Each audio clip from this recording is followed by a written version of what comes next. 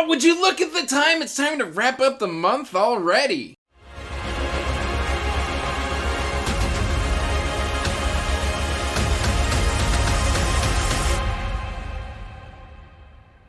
I just want to start this video by giving a special thank you to my top tier Wizard Master patrons. Thank you Chris, Nico, Cody, Sharon, Patrick, Leslie, Ryan, Jennifer, Wystitch, Twaney, Spyro, Rainbow, Aaron, and Mendelin. Thank you so much. Hey everyone, welcome back to Andrew's Wizardly Reads, and as always guys, I am Andrew, and today I have got my August 2022 monthly wrap up here for you. But before we get into that, make sure you're liking and subscribing, hitting that bell notification so you can get regular updates for when I put out new content. Also, make sure you're checking that description box down below for the link to the Wizardly Duo Discord, as well as links to all my social media, including information about my Patreon, where I do quarterly giveaways, weekly reading wrap-ups, and other general bookish content.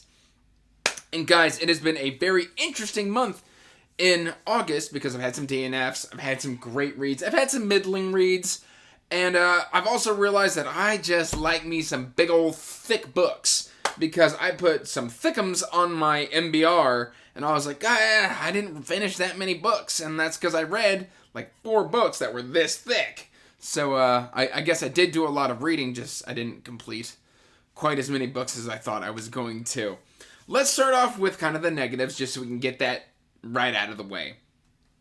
And we're going to start with The Liar's Key by Mark Lawrence. This is book 2 in Red Queen's War. And I don't know if it's because I waited too long between Prince of Fools and Liar's Key, but I just don't vibe with Jalin. Like, I just can't get into his story. And you're going to look at me and be like, but you could identify with Jorg. Well, not so much as identify. I just found Jorg more compelling.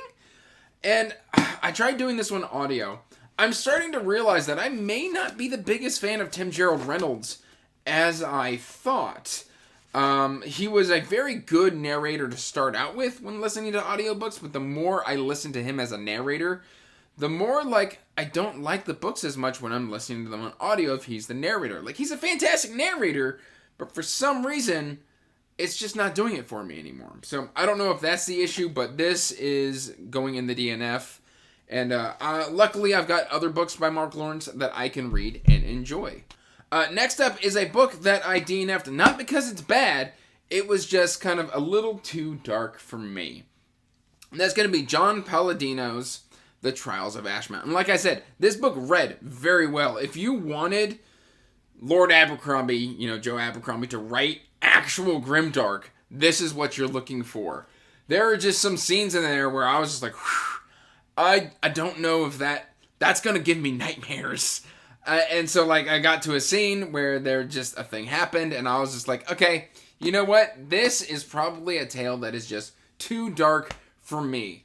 I love the cover of this. John is an amazing individual, and I know that a lot of people are loving this. So if you wanted Joe Abercrombie vibes with actual darkness, like real grim darkness, this is probably what you're looking for. And then this one hurt because this one started out so amazingly well, and it was a gift from a viewer, and I feel so bad that I didn't end up liking it. That's going to be J.M. Miro's Ordinary Monsters. And what really hurts about this is the first 30% of this book is phenomenal. It is fantastic. It is compelling. It is atmospheric. And then when you hit that like 30 to 40% mark, it just switches and it becomes very inconsistent. It changes the tone, it changes the pacing, it changes the POVs, it changes the structure, it changes everything. And I was just like, what happened? You had perfection in the first 30% and you just decided to change it all. Like, I love this edition, and I'm just so sad because it feels wildly inconsistent to me. We go from this very compelling story to just academia. It basically goes from like On the Run and Thriller and Running for Your Life to Xavier's School for, whatever they were called in the X-Men. Basically the X-Men school is what this turns into. And I was just like, okay, like, I guess. So that was unfortunately a DNF for me, right around 40%.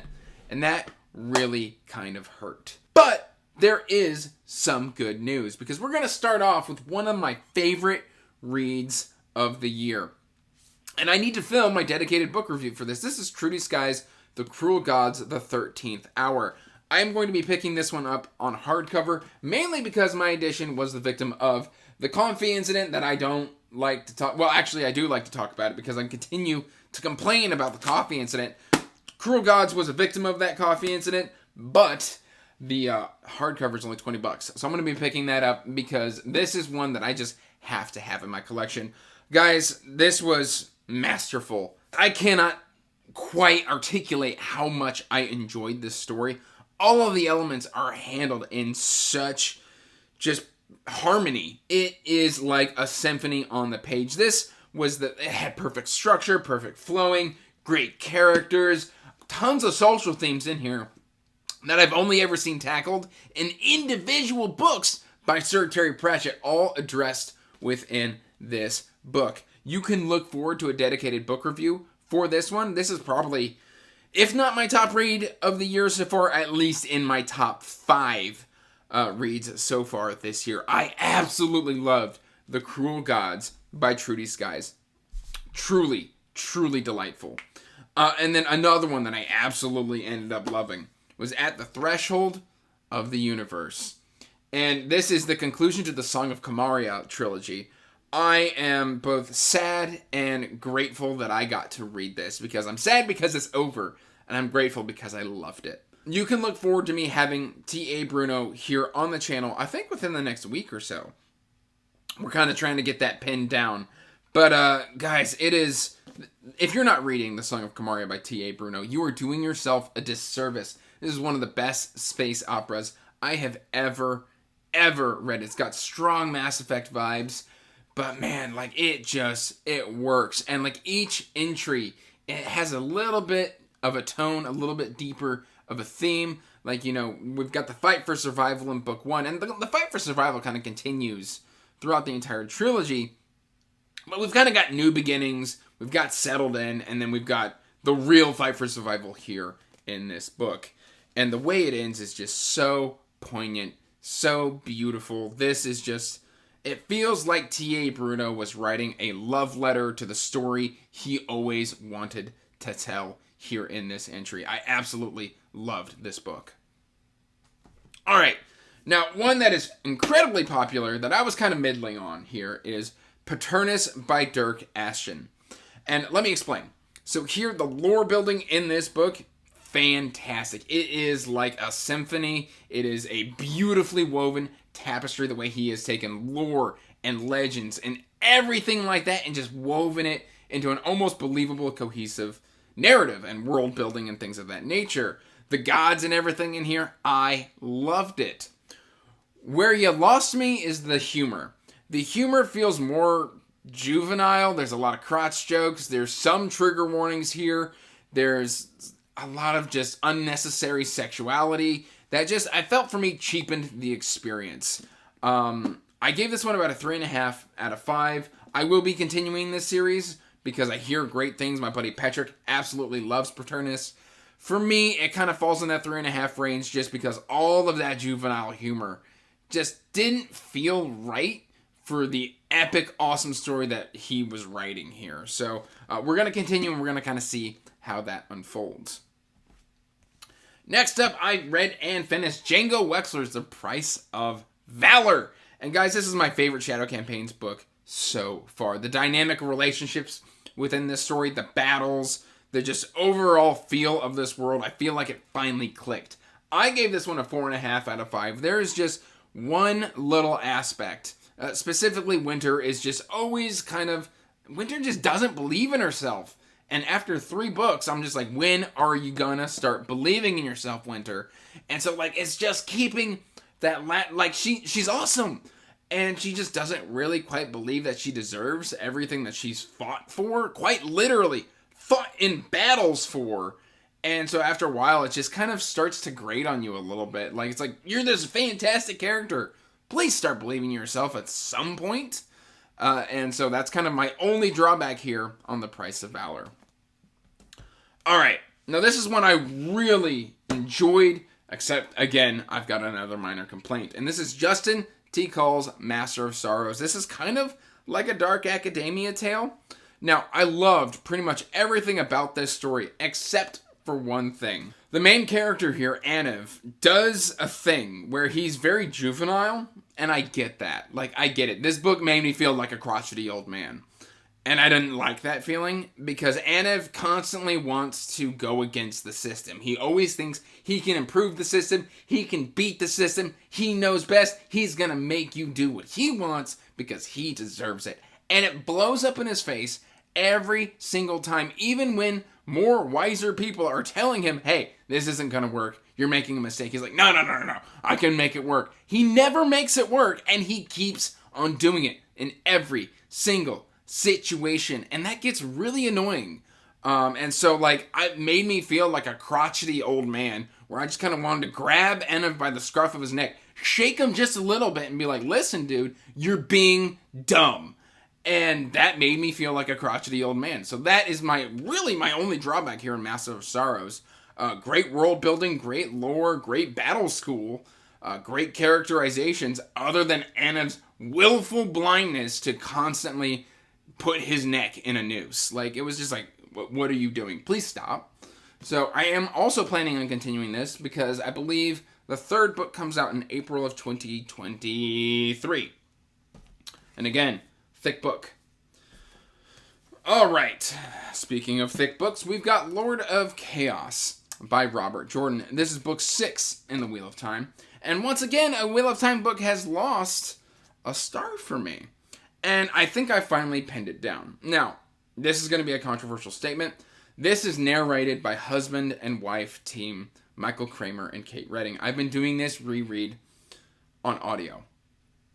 And it has been pointed out to me that, like, on certain books, like, I didn't like Rhythm of War, which is mostly female narrated. And I think that is because I am not a big fan of Kate Redding's narration. And I'm starting to realize that I might be coming down harsher on books that I should genuinely love more when Kate Redding is narrating them. And I don't know if it's because they're, like, you know, some of the OGs and they're gotten grandfathered in. Like Michael Kramer, I really enjoy Michael Kramer's narration. There's something about Kate Redding that just, she doesn't do younger female voices very well. And especially with, like, Nynaeve and Elaine and Egwene, all of these characters, all the female characters in this book, when Kate Redding is narrating them, they're much more petulant than what my headcanon remembers them being. And I think that was also my problem when doing Navani in Rhythm of War. So I'm starting to think that I'm falling out of love with some narrators here. Luckily, there's, like, a plethora of narrators out there, and I know this is an unpopular opinion, but I'm going to keep listening to this on audio. I'm already basically, as of this month, I'm going to be halfway through the Wheel of Time again, and so I've got no reason to hit the eject button. But I'm starting to realize that, you know, narrators can either make or break a book for you. And I think part of the problem is once you've listened to a narrator do a specific series, and then you listen to that same narrator, at least for me, in another series, you can kind of, like, I have this problem with Simon Vance. I first listened to Simon Vance in Iconoclast, and I'm going off on a tangent here. But I first listened to Simon Vance on Iconoclast, and so then when I tried to listen to Simon Vance doing Clive Barker with, like, Magica and stuff like that, I struggled to make that shift because I kept being reminded of another series that they had narrated that I really loved. Now, some narrators don't have this problem, but for me, like, certain narrators, they just get pigeonholed into certain series, and then when I listen to them outside of that series, like, it just doesn't work as well for me. So that's a me issue, but, you know, whatever. Now, we do have 2 Stephen King books here to talk about. We've got Insomnia, and we've got The Dark Tower. Again, very, very thick books. Now, before I mention this, I did a live show with Joanna, Sarah Reeds, and Bookish Chaz, which I will link up in the cards. We had a fantastic discussion. It was so much fun. That is a spoiler discussion on The Dark Tower, so please be warned. But if you want to check it out, by all means, it is up there in the cards. Guys, I have finished my time with The Dark Tower. Now, I really, really enjoyed Insomnia. It's a great multiverse book. I consider it Dark Tower 6.5. as well as, it's a sequel to It because it takes place in Derry and it kind of references some locations and some places within the story that we discover in It. I really enjoyed this. This, of course, takes place in the 1990s. I think you should read this as part of your Dark Tower read-along versus reading it as just a random standalone Stephen King book, because there are references to the Dark Tower. There is a drop of characters. There's a mention, I should say, not a drop, a mention of characters from the Dark Tower. It is very much informs what happens here in this final book. Now, in this final book, I was very middling on this because I think it got a little too meta for me. Overall, I enjoyed my Dark Tower journey, but again, if you want my spoiler thoughts, please check out that spoiler discussion. All right, and then we've got a few more books to talk about here. Next up, we've got Troy Knowlton's Seekers, The Winds of Change. I will talk more about this one in my indie spotlight that I have got planned in September, probably towards the end of September. But this was a very good one. Great world building, great magic. My only issue here with this book was the fact that the characters kind of shrug off damage. Like, they get stabbed, they get hurled through walls, and then after about 3 pages, they just kind of shake it off and they're fine. I'm like, no, you got stabbed in the side 4 times. You can't be getting back up and going to do the thing. Overall, I really enjoyed this one. I believe I gave this one a 4 out of 5. This is a fantasy debut for Troy Knowlton. And guys, I really, really enjoyed this one. I have some great artwork that I'm going to show on my next book haul, so you can look forward to that. This was a delight. Please pick this one up. I believe he's advertising this more as YA. I would advertise it more as new adult. It kind of rides that line. There is some romance elements in here, which I guess I could see. But, I mean, overall, it feels more epic fantasy with some younger elements in it. So I would say that if you're looking for a new adult read, reach for this one. And then, of course, I was going to talk about some David Gemmell.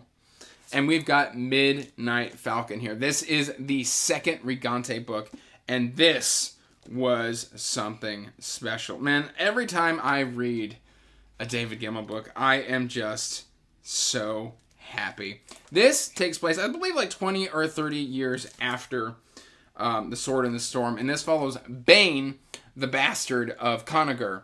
And of course, if you've read the end of Sword in the Storm, you know that there's an event there that leads to the creation of Bane. Bane is a very great and insightful character. He's got a huge chip on his shoulder, but when it matters, he's going to be there.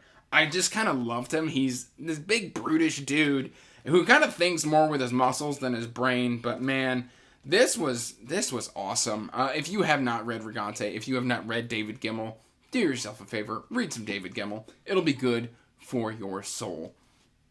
Next up, we've got An Ocean of Others by Joseph Scott Edwards. Now, we're kind of entering into the portion of where I am not quite done. I am 80% through this story. And again, another 3.5 out of 5 fantasy debut here for me. A great cover from Felix Ortiz. My main issue here is the start of this is very kind of rough, and then it kind of stumbles throughout the rest of the story, trying to recover. Now, it does improve, but the start of this one, the first like 30 to 40 pages, is a bit on the rougher side. That said, I really enjoyed the ideas, the kind of quest elements, the found family.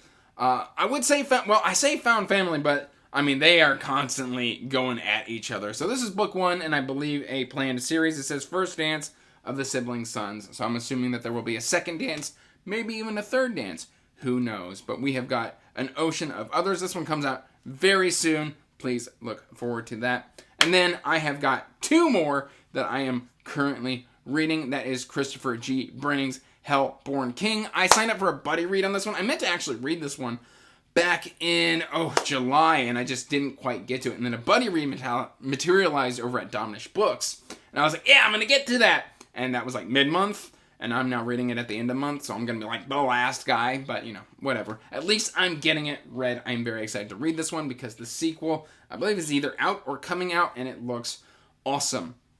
And then, of course, wrapping up this month, I had to try and fit in the 5th Dungeon Crawler Carl book by Matt Denneman, and this is The Butcher's Masquerade. I am about 40% through this. on audio because it's the only way you can really read Dungeon Crawler Coral. I mean, I guess you could do it physically, but then you're missing Jeff Hayes' amazing Sound Booth Productions narration, and at that point, you should just feel sad. No surprises here. It is absolutely phenomenal, and I guess the more I've been speaking, the more I realize I did read quite a bit this month.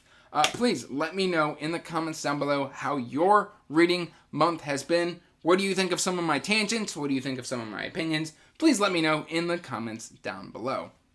And as always, guys, till next time, peace out, stay magical, bye. And as always, I want to give a huge thank you to my patrons.